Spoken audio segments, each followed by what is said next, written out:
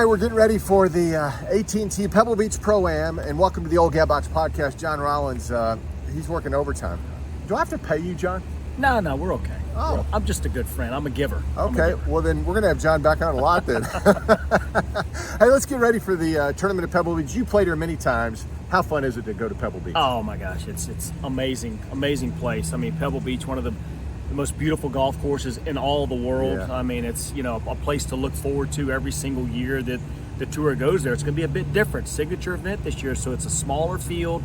But I know it's just a special place when you get a chance to play Pebble Beach. And they're going to play Spyglass too. And John, Spyglass, that's a tricky little golf course. It's a beast. Yeah. It's a beast. Yeah. It's a tree line golf course. Pebble's got the ocean and right there in the Monterey Peninsula, and Spyglass, you get back into trees, so if the winds do blow, Spyglass is typically the golf course you like to be on because you get kind of secluded back into trees. You don't get affected by the winds as much, but it is a very difficult golf course. And it is a signature event, as you mentioned. So, I mean, Scheffler's back, Rory's back, Victor Hovland's back, Wyndham Clark. I mean, you name, and that's the whole point of the signature events. All the big names are here. Sure. I mean, this is the point of the restructuring of the PGA Tour, and these signature events were put in place just to get the best players in the world together in one specific place and in tournament, and that's exactly what we're going to see next week at the AT&T Pebble Beach. Justin Rose, the defending champion, played great there a year ago, but it's a different environment now, I believe,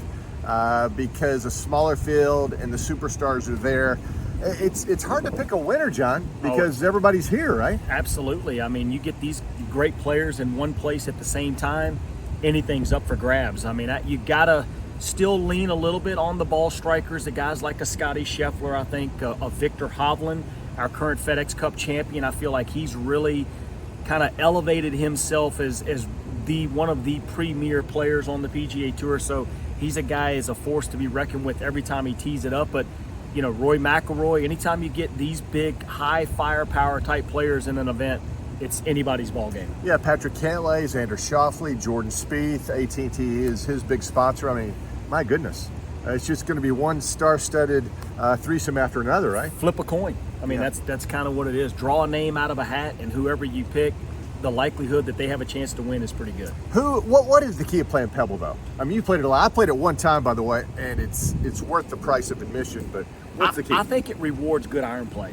I think the greens are very small, probably some of the smallest on the PGA Tour, so I think you have to be very precise with hitting the ball into the greens and giving yourself good opportunities at birdies. Fairways can be generous in places, so I don't really think driving the ball is as much a premium. Sure, you've got a couple tough tee shots, but overall I think you can kind of navigate your way off the tee. But the players that really can control the ball into the greens, I think that's a second shot style golf course, and the good iron players like Scotty Scheffler with hitting the Victor Hovland, Rory McIlroy that have that elite iron game, those are the kind of guys that I think you'll see near the top of the league. One year I was out there for the U.S. Open when Grant McDowell won, and I'm walking around with Judy Rankin, and she was telling me sometimes she lost focus on the broadcast because she saw herself looking at the visuals. I mean, as a player, is that easy to do? Yeah, easy to do, especially when you get a beautiful sunny day with not much wind, and you just sit there and you kind of take in all the water crashing up against the shoreline, and you'll get some seals kind of playing out in the water. I mean, there's just a lot of beautiful distractions that can jump into a player's mind, so you have to really make sure you stay focused and dedicated to what you're doing. Let me ask you this, because it is a signature event. We've talked about all the players that are going to be there, and it has kind of a major championship feel because of all the big names are there. For a guy like Scheffler, Hovland, I mean, they play in big events all the time, Rory, does this get them more motivated, do you think, or is it just another stop along the way? I mean, I think there's going to be a little extra motivation for sure, because it is that elite event. It is a signature event on the tour, but I think that the thing that makes those players great is the fact that they're able to approach a bigger, if you want to say a higher ranking tournament, a major championship, a signature event.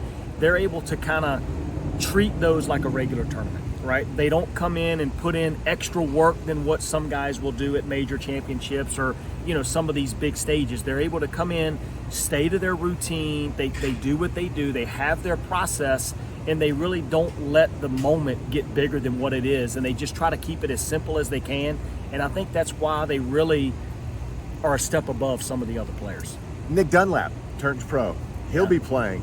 This is his first tournament as a member of the PGA Tour.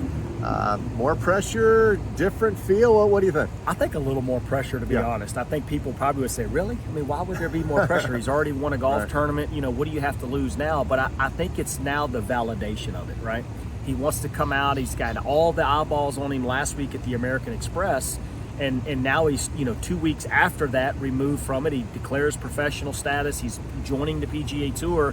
So coming out as a first event as a member of the PGA Tour, I think he's going to want to prove something. And I think because of that, the expectations he's going to put on himself are going to be a little bit higher. But he seemed to be a young man that's got a great head on his shoulders. And I think he's going to be able to handle it pretty well. All right, one more young guy, Ludwig Aubert. The young Swede who's played a lot of golf here early on. He's kind of getting a feel for some of these courses he hasn't played a lot on, or maybe has never played. You talk about the small greens, but I still think length will be a factor. Maybe not at Spyglass so much. What about Aubert playing these courses? I think he's gonna be fine. Yeah. I mean, I think because when you really dive into some of his stats, I mean, he's such a great ball striker. He's got a great iron game. He putts the ball well. He makes a lot of birdies. He's got a great mentality. I mean, he seems to be like nothing bothers him. He just kind of goes about his business, very even keel. He's got a veteran on his bag in Joe Skovron that's been out with Ricky Fowler for many, many years. Tom Kim he worked for a little bit as well. So he's got a lot of experience on the bag. He's gaining more and more experience every single day. And I think that Ludwig Aubert, he's a player that, we've talked about it, has potential to maybe be the best player in the world by the end of the year. Well, it's going to be fun. You and I will be doing PGA Tour radio, which is still great. I mean, it's still Pebble Beach. Who you like? Give me a winner, John. I mean, I know it's hard, but I mean, they're all there. I mean, you can always just pick a name because they all got a chance. Yeah, it's tough, but I'm going to go. I'm going to lean right now with. I like Scotty Scheffler, but I'm going to lean with Victor Hovland. If my memory serves me right, Victor Hovland won the U.S. Amateur out here at Pebble Beach. When he had his coach on the bag.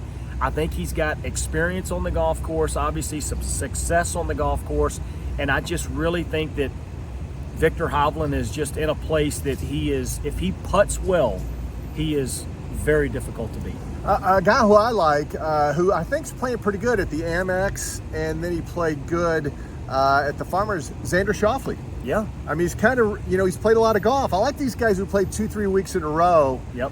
And he hadn't won in a while. He hasn't, and it's a surprise. I mean, but he is very. I mean, it's a great pick. Like you said, you can't go. You can blind draw someone's name out of a hat. They're going to be a good pick. But Xander Schauffele, he's got all the tools. He's a great iron player, great putter, does everything very well, very steady when it comes to the game. And it's just going to be an exciting week. I look forward to it.